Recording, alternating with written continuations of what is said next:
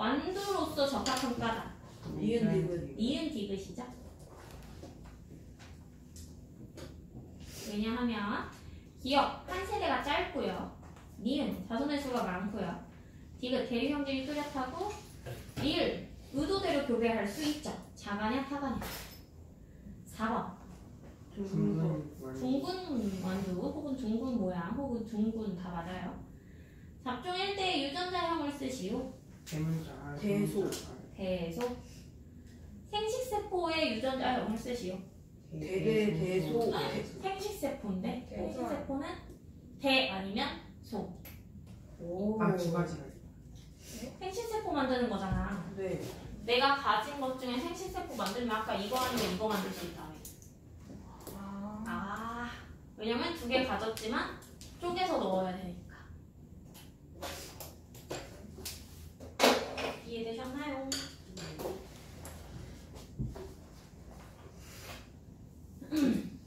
자, 5번 기억은?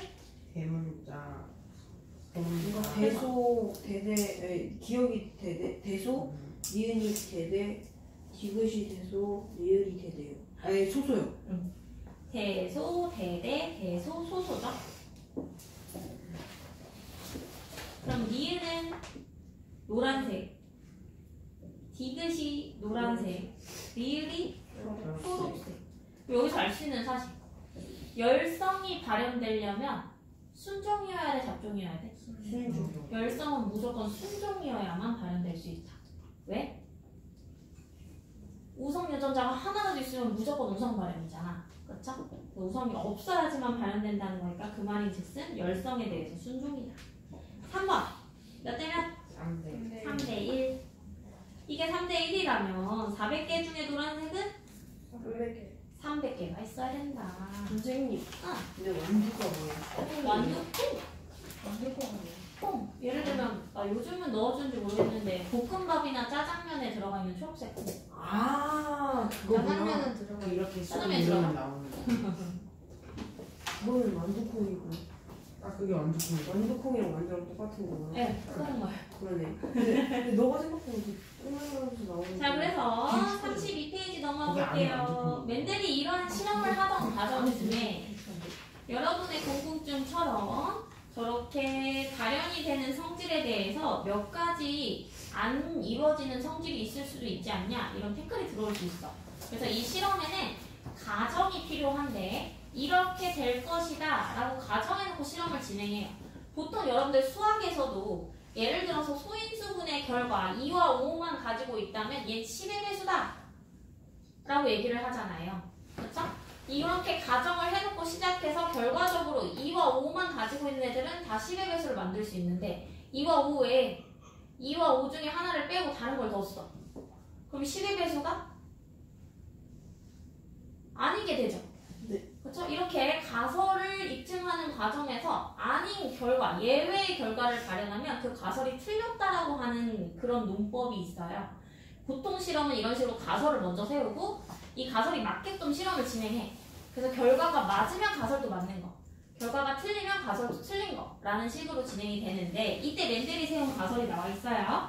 첫 번째, 생물에는 한 가지 성질을 결정하는 한 쌍의 유전자가 이렇게 있을 거다. 엄마 아빠한테 받아올 테니까 반드시 한 쌍으로 존재할 거고, 이때 엄마 아빠한테서 받아오니까 그 유전자가 서로 다를 수도 있는데 하나의 성질만 표현될 거다라는 게 두 번째. 세 번째는 어쨌든 하나의 유전자만 또 전달이 될 거다라는 게 세 번째 가설. 총 우리 아까 실험에 나왔던 거 다 나와 있죠. 성질을 결정하는 거 AA 이렇게 한 쌍으로 쓸 거고, 이때 대냐 소냐 우열을 따질 거고, 개든 소든 하나만 분리해서 전달해 줄 거다. 분리의 법칙을 따를 거다. 세 가지에 의해서 이 실험을 진행했는데 실험 결과 노란색, 초록색 다 나온 걸 보니까 가설이 맞더라 라는 얘기가 되죠. 근데 하나만 틀렸어. 하나가 틀린 게 여기 나와 있어. 우열의 원리가 성립하지 않는 것이 있더라. 아까 말했다시피 빨간색이랑 파란색 들어갔는데 보라색 나올 수 있지 않냐 했던 것처럼 내가 가설 세워서 다른 거 다 실험했는데 완두에서는 성립했는데 갑자기 어떤 꽃으로 실험을 했더니 성립이 안 돼. 그래서 그건 예외로 거기 보면 분꽃의 꽃잎 색깔 유정 나와 있죠? 이걸 중간 유정이라고 할 거예요. 이런 경우에는 우열의 원리가 잘 성립하지 않아서 분홍색도 나타날 수 있더라. 그러면 표현형이 세 가지가 되겠죠? 빨간색과 흰색을 교배했는데 빨간색, 분홍색, 흰색이 나오는 결과가 가능하더라. 자, 마지막 두 쌍의 대립형질 유정. 아까 대립형질은 여러 가지가 있을 수 있댔어. 모양도 색깔도 크기도 다 다를 수 있잖아요. 그래서 내가 지금은 뭐에 대한 것만 했어? 그 색깔. 색깔에 대한 것만 했어, 그치? 네. 이번에는 색깔에다 하나 더 모양을 겹쳐볼 거야.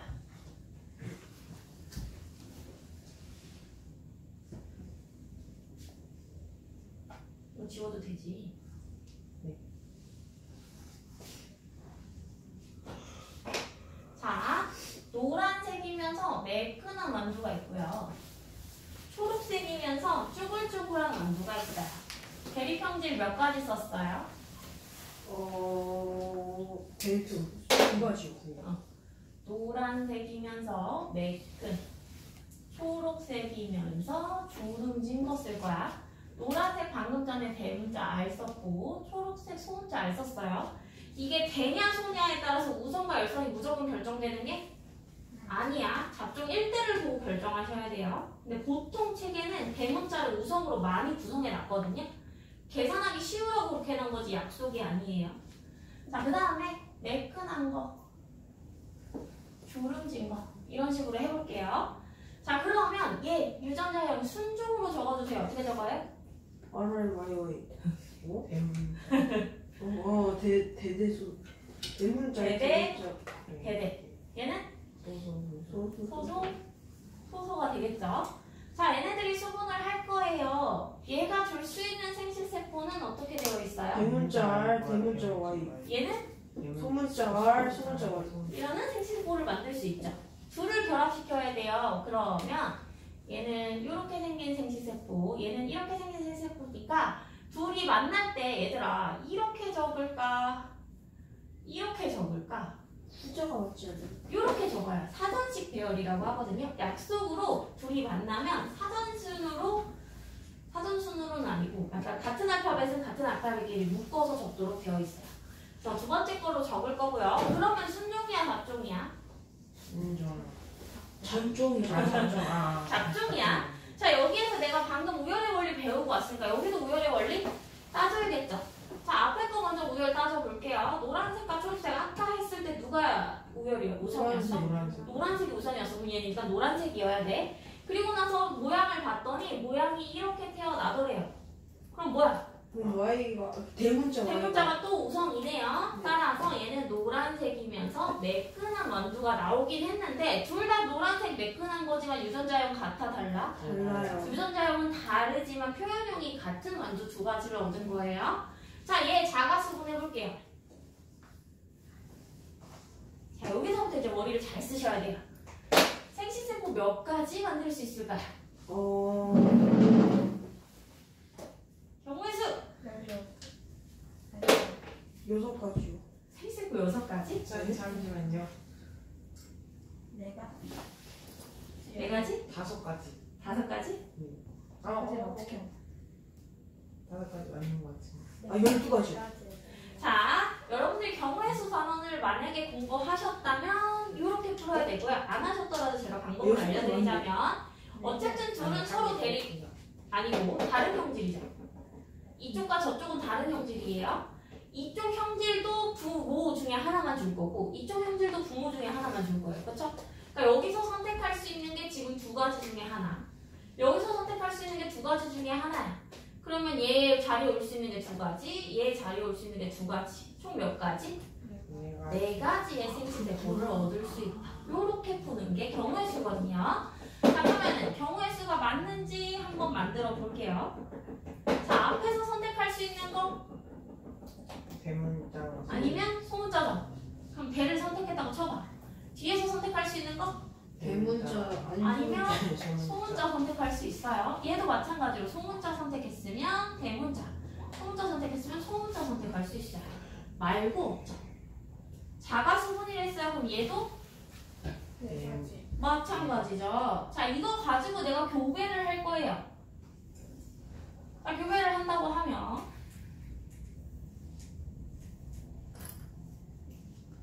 대,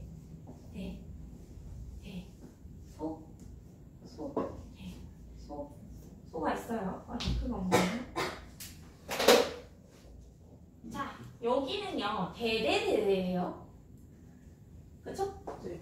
여기는 대대대소예요. 네. 그쵸? 여기는 대소대대예요. 그쵸? 자, 여기에 이미 대대가 있는 순간 여기 칸들의 열성 발현 가능성이 있어요, 없어요?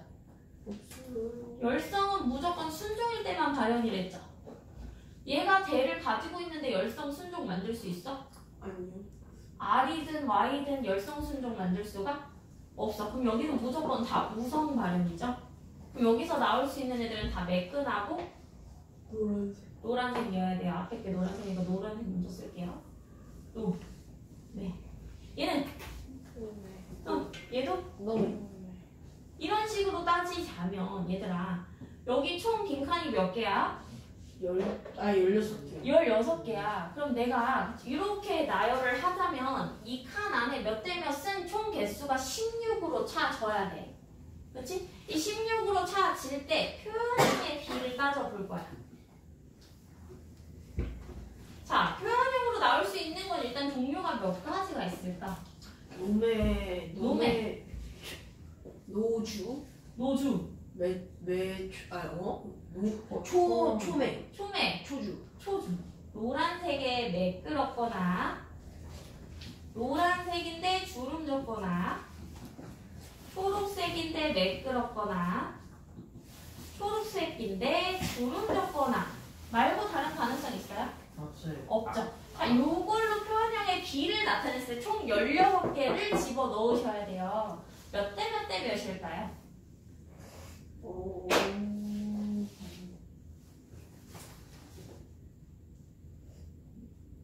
근데 이렇게 하면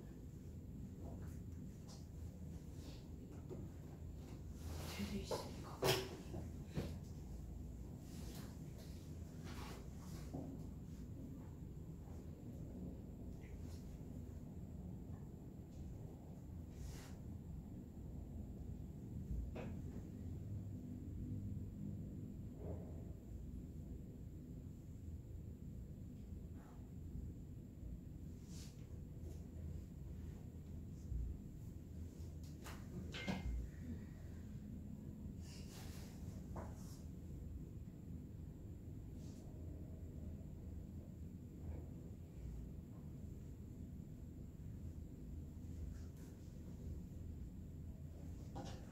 두 가지 방식이 있어요. 첫 번째는 이런 식으로 다 메꿔놓고 세시면 돼요. 어렵지 않죠? 흔히 말해 노가다. 두 번째 방식은 방금 우리 이 단어는 경우의 수를 따른다고 했어요. 경우의 수를 찾아가시면 돼요. 자, 근데 경우의 수를 찾더라도 조건이 있어야 경우의 수 따질 수 있죠. 노란색에 매끄러우려면요. 노란색도 매끄러운 것도 다 우성이에요. 그렇죠? 그럼 노란색이 발현되려면 대문자 하나만 있으면 발현돼요. 뒤에 뭐가 있든 상관? 없어요. 마찬가지로 매끈한 거 자리에서도 대문자 하나만 있으면 발현? 돼요. 뒤에 뭐가 있든 상관이? 없어요. 그러면 내가 여기 앞에 넣을 수 있는 세트가 대, 소, 대 다 가능하다는 거 아니에요? 여기도 대, 소, 대 가능하다는 거 아니에요? 근데 그럼 여기 세 가지, 여기 세 가지니까 총 몇 가지? 앞에 것도 세 가지 가능하고 뒤에 것도 세 가지 가능해요. 아홉 9가지가 가능하겠죠. 그래서 여기는 총 9가지가 가능해요. 자, 그럼 여기 노란색 얘랑 노란색 똑같은 거니까 얘 여전히 몇 가지? 제가 세 가지. 근데 주름진 건 열성이죠. 열성은 순종만 된다며. 순종은 한 개밖에 안 되잖아. 네. 그쵸? 그럼 여기 총 몇 가지? 세 가지. 세 가지. 얘네는 세 가지. 그쵸. 어? 앞에가 한 가지, 뒤에가 세 가지. 그럼 얘는 한 가지. 한 가지. 총 몇 가지? 16가지. 16가지가 가능하다. 그래서 순종과 잡종의 의미를 잘 기억하고 푸시면 속도가 조금 더 빨라질 것. 자, 그래서 이런 식으로 한 게 바로 두 쌍의 대립형질 유전인데요. 요때 마찬가지로 여기 앞에서 나왔던 법칙, 우열의 원리, 분리의 법칙처럼 얘도 실험을 하면서 얻게 된 법칙이 있어요. 자, 여기 가서 보니까 분명 여기 표현형이 무려 4가지나 돼. 4가지나 돼. 근데 제가 아까 전에 이거 설명할 때 얘기했던 거 기억하실지 모르겠는데 노란색 안에 주름지거나 매끄러운 거 다 들어갈 수 있다고 했어. 그치만 난 노란색만 본다라고 했잖아 아까. 그게 바로 여기서 표현하고 싶은 거야. 여기서 노란색만 모아봐. 몇 개야? 10개. 초록색 모아봐. 몇 개야? 4개. 그럼 몇 대 몇이야? 3대1. 3대1? 여전히 3대1이죠. 네. 자, 모양으로 볼게요. 매끄러운 거 모아봐. 몇 개야? 12개. 주름진 거. 4개. 몇 대 몇이야? 3대1. 분명 형질을 섞어놨는데도 각각의 형질을 다시 떼어서 보니까 다시 몇 대 몇으로 돌아와? 3대1. 3대1. 그 말인즉슨 내가 형질을 여기에 아무리 추가하더라도 각각의 형질이 다른 형질한테 관여를 하겠다는 거야, 안 하겠다는 거야? 그러니까 내가 노란색이면 무조건 주름진 거 가지고 다녀야 돼. 이런 거 있어, 없어? 없어요. 없다라는 얘기야. 아무리 내가 여기에 키 큰 거 아니면 뭐 예를 들어서 잎이 둥근 거, 잎이 뾰족한 거 추가해도 얘네들을 각각의 형질로 다시 비교하면 본래의 3대1로 돌아올 거다. 이게 각각의 형질끼리 관여하지 않는다. 독립의 법칙이에요. 이거랑 분리의 법칙을 자꾸 헷갈려 오시는데 큰 차이점이 있어요. 분리의 법칙은 그냥 유전자, 염색체가 서로 분리된다는 법칙이야. 그러니까 한 쌍의 형질만 있어도 나는 확인해 볼 수 있는 법칙이야. 근데 독립의 법칙은 서로가 관여하는지 확인을 해야 돼. 한 쌍 가지고 확인할 수 있어? 적어도 두 쌍은 있어야 확인해 볼 수 있어. 그러니까 예를 들어서 실험을 봤는데 색깔만 써 있는데 여기서 독립의 법칙을 확인할 수 있다. 맞아, 틀려? 색깔만 가지고 내가 실험을 하고 있는데 여기서 독립인지 아닌지 어떻게 알아? 색깔에 뭐 하나는 더 있어야 독립인지 아닌지 확인할 거 아니야. 그쵸? 그래서 독립은 반드시 디귿으로 시작하니까 두 쌍의 형질에 대한 실험만 독립의 법칙을 확인할 수 있다. 라고 기억을 해주세요. 여기 보면 독립의 법칙 밑줄 두 쌍 이상의 대립 유전자가 각각 분리. 그래서 그 옆에 플러스 강의 보시면요. 2번에 이제 대립 유전자가 하나가 더 생긴 거잖아요. 그렇죠? 그래서 아까 제가 왜 여기에다가 머리가 곱슬이면 얘는 직모야 한다고 했었죠. 근데 여기에 내가 이번에 갈색 머리랑 검은색 머리 염색체를 넣고 싶어. 그럼 여기다가 갈색을 넣으면 안 된다는 거야. 왜? 곱슬이 갈색을 데리고 다니지? 않아. 얘네는 서로 독립적으로 움직여야 돼. 그럼 염색체도 다른 염색체로서 갈색을 갖고 있어야 된다는 얘기야. 절대 하나의 염색체 안에 2개 이상의 형질을 넣지 못한다라는 얘기예요. 그게 바로 독립의 법칙이야. 이해되셨죠? 그 두 번째 그림 별표 쳐주세요. R이랑 Y랑 다른 염색체에 들어가 있죠? 독립돼서 움직여야 되기 때문에 같은 염색체의 R과 Y를 쓰지 않는다.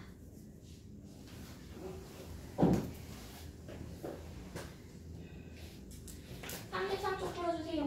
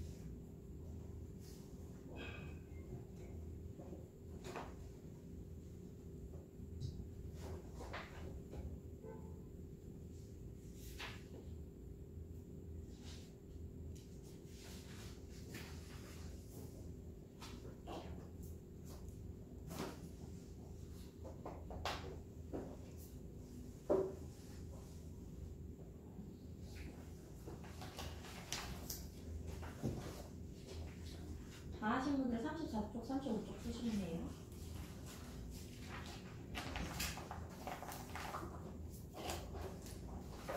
삼십오 쪽 36쪽이요?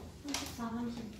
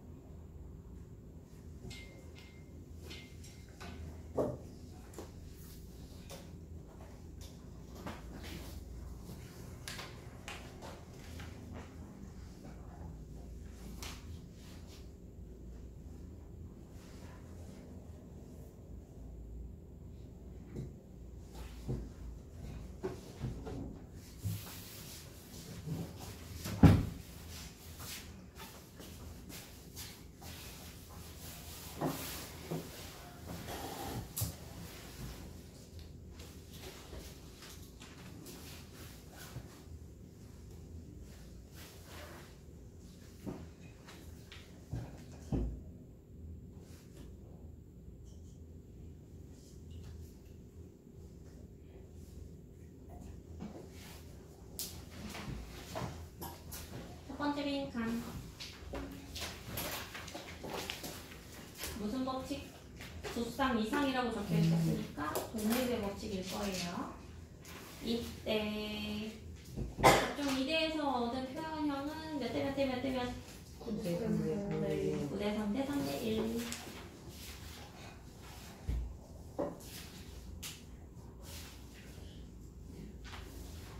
자, 6번.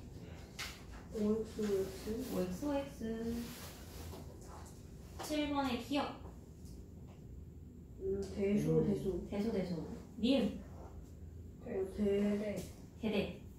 대문자 R, 대문자 Y라고 썼어야 되죠. 생식세포자이니까. 디귿. 대대대. 대대대대. 리을. 아니, 소소소. 소소소소. 그렇다면 8번. 잡종 1대의 생식세포는 대대대소, 소대소소. 가 다 나와야겠죠.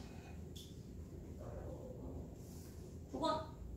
9대 3대 3대 1. 5대 3대 3대 1. 10번. 가는? 3대 1. 가는? 3대 1. 따라서 독립의 법칙을 따르고 있음을 알게 됐고. 11번.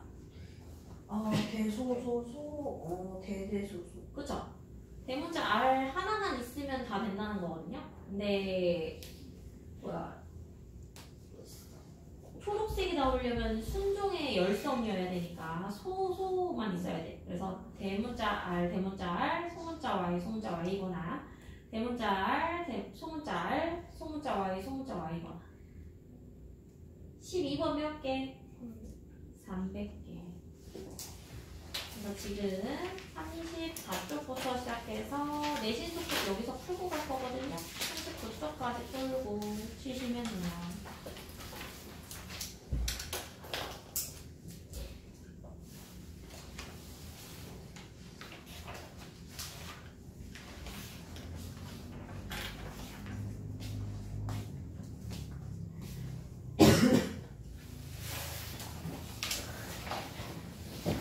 자, 갈게요. 1번부터 몇 채점 할게요. 이거다. 맞아, 진짜. 1번에 4. 아니다. 왜? 앞에부터지. 이제 1번에 잡종에 대해서 표현형 B를 쓰래잖아. 그럼 얘들아 표현형이 뭐랑 뭐인지는 몇 대 몇이다. 이렇게 되는 거고요. 둥근만두 대 주름진 만두는 1대1. 2번에 400개, 3번에 400개, 유제 2번에 표현형의 B는요. 둥글고 노란색 대, 둥글고 초록색 대, 주름지고 노란색 대, 주름지고 초록색을 한다면 1대 1대 1대 1이겠죠? 2번에 400개, 3번에 800개, 4번에 400개, 1번에 4, 2번에 3. 이거 틀린 거 정답 먼저 체크해야 돼요. 정답 체크하면 안 돼요. 고치고 다시 채점 받으시면 돼요. 3번에 4, 4번에 4, 5번에 2, 6번에 3대 1, 7번에 2, 8번에 3, 9번에 4, 10번에 3, 11번에 1, 12번에 3, 13번에 5, 14번에 5, 15번에 4, 16번에 4, 17번에 3, 18번에 2, 19번에 3, 4, 20번에 4, 20번에 3, 21번에 기르기 쉽다, 세대가 짧다, 자손의 수가 많다, 대립이 뚜렷하다. 의도대로 제대로. 네, 가능해요. 22번에 키가 큰 건 대립형질이 다른 두 순종 개체를 교배해서 잡종 1대에 나타나는 형질이 우성이다. 이때 잡종 1대에 키 큰 한두만 나왔으므로 우성. 3번에 키 큰 한두 대 작은 한두 3대 1. 기가 크다. 23번에 R과 W 사이의 우열관계가 뚜렷하지 않다. 1번에 4, 2번에 1까지. 틀린 건 조금 이따 고치고요. 저희 뒤에 사람의 유전만 설명하면 끝이거든요. 사람의 유전만 후다닥 설명하고 마저 해볼게요. 일단 사람의 유전을 하려면 다시 여기로 돌아와야 돼. 우리 멘델의 유전을 하기 시작했던 진짜. 멘델의 유전 연구를 했을 때 사람을 하지 못했던 까닭은 여러 가지 문제점들이 있었어요. 그거에 반대가 되는 애들로 완두콩 유전을 실험을 하고 왔는데, 그럼 이제 사람의 유전을 대입시켜서 확인을 해볼 거야. 근데 이 과정에서 사람이 어떻게 만들어지는지를 봤더니 완두콩이랑은 조금 달라. 우리 사람의 발생 배웠잖아. 사람의 발생 과정에 의하면 하나의 정자와 하나의 난자가 만나서 수정 난을 이루었을 때 하나의 태아를 만드는 게 기본 원리야. 그쵸? 근데 이 수정란을 만드는 시기에 마침 정자가 하나 더, 난자가 하나 더 교배할 수도 있어. 그러면 같은 시기에 수정란이 몇 개가 만들어져? 이런 경우에 우리는 이란성 쌍둥이라고 얘기를 한댔어. 그쵸? 이란성. 두 개의 수정란이 생겼다. 근데 분명 시작은 하나였어. 수정란 하나만 만들었어. 근데 난할 과정에서 얘가 원래 난할을 일으켜서 이렇게 팩포배가 2포배, 4포배 이렇게 가야 되잖아. 난할을 일으키는 과정에서 얘가 그냥 진짜로 두 개로 똑 떨어진 거야. 그러면 얘네들이 다시 난할을 일으키면서 커지겠죠. 그렇죠? 이렇게 되는 경우는 란은 하나였는데 태아가 두 개가 돼버려요. 이게 바로 일란성 쌍둥이에요. 그러니까 원래 교배라는 건 무조건 수정란을 만들 때는 1대1 결합이 기본이야. 이건 절대 바뀌지 않아. 근데 1대1 교배를 해놓고 그게 두 개로 쪼개지거나 아니면 1대1 교배가 동시에 이루어지거나에 따라서 쌍둥이가 두 가지로 나뉘는데, 생각해봐. 얘는 들어갔던 염색체의 종류가 한 정자와 한 난자밖에 없어. 그럼 얘네 둘은 사실상 한 몸이었어야 돼. 그쵸? 그럼 내 몸의 구성 요소가 떨어져 나가서 사람이 된 거잖아. 그러니까 얘네들은 사실상 같은 유전 정보를 가지고 있어. 그러니까 예를 들어서 내가 미세먼지에 엄청나게 취약한 최약체야. 그러면 내 팔이 떨어져 나가서 만들어진 개체도 최약체여야 되는 거 아니야? 근데 얘는 달라. 얘는 유전자 몰빵한 새끼가 여기 있을 수 있어. 그치? 그러면 얘는 약하지만 얘는 약하지 않을 수 있죠. 그래서 이런 경우에는 유전 연구를 하다 보니까 개체가 만들어졌는데 어떤 개체는 둘이 태어났는데 똑같이 생겼고 모든 영향이 똑같아. 근데 어떤 개체는 같이 동시에 태어났는데 서로 생김새도 조금 다르고 영향력이 조금씩 달라. 이런 일이 벌어질 수 있다는 건 발생 과정에서 이런 차이가 있고 따라서 내가 연구를 할 때 얘네들을 이용해 볼 수 있다는 가치가 생겼어. 어디다 이용할 수 있냐면 둘 다 같은 유전자인데 얘네들을 키웠을 때 하나는 산에서 키우고 하나는 바다에서 키울 거야. 누가 더 적응을 잘하는지 볼 거야. 그러면 얘는 사람이 자랄 때 환경적인 요소가 영향을 준다 안 준다의 실험으로 쓸 수 있어 없어? 있어요. 있겠죠. 왜? 같은 유전자니까. 그렇죠? 산에서 큰 애가 만약에 키가 더 컸어. 그럼 환경적으로 산에서 크면 같은 유전자라도 키가 더 클 수 있겠구나. 이렇게 볼 수 있다는 거야. 이해됐어? 근데 얘는 환경적인 영향으로만 볼 수 있어 없어? 없어. 유전자 몰빵일 수도 있잖아. 그렇죠? 얘가 키가 큰 이유가 환경 때문이 아니라 애초에 다른 정자, 다른 난자니까 그럴 수 있다라는 거야. 그래서 이렇게 쌍둥이도 유전 실험으로 사용해 볼 수 있다. 결과만 비교해 볼 수 있겠죠? 내가 만드는 건 어렵겠죠? 그래서 그런 내용이 나와 있는데요. 첫 번째.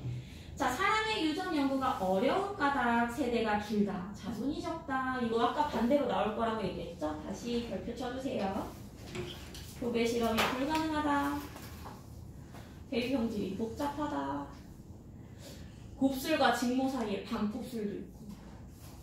검은 머리와 갈색 머리 하려는데 갑자기 금발이 등장하죠. 네? 그러면 저 그 일란성 쌍둥이는 같은 그 유전자 갖고 오신 거 목소리랑 완전 다 똑같아요. 완전 다 똑같은데 크면서 만약에 얘네가 조금씩 다른 걸 보였어.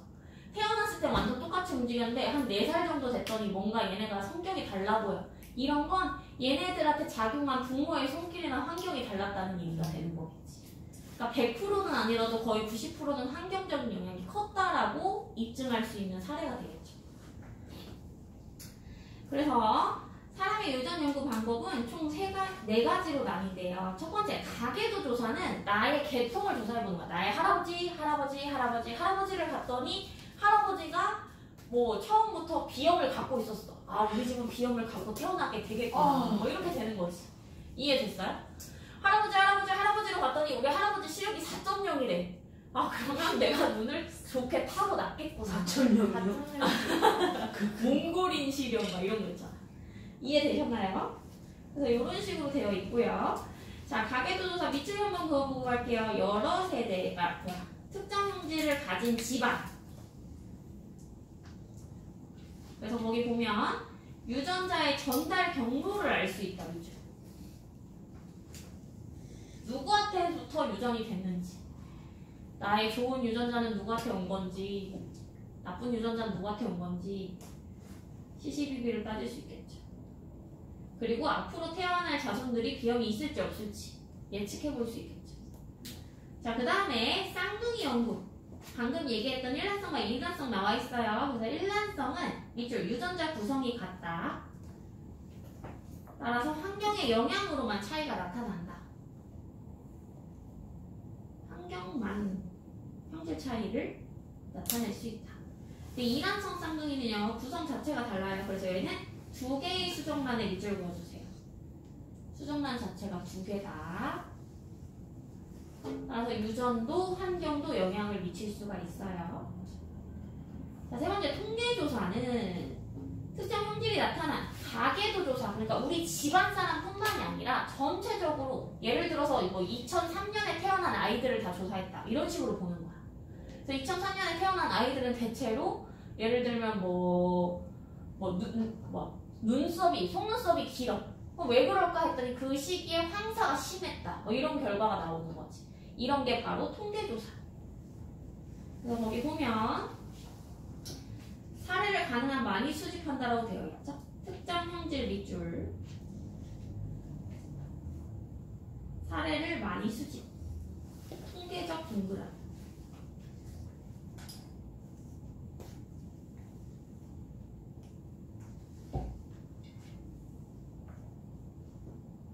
그다음에 4번 염색체와 DNA 분석은 유전병을 진단하거나 DNA를 분석해서 특정 형질은 이런 DNA를 가졌다 이런 거에 볼 건데 예를 들면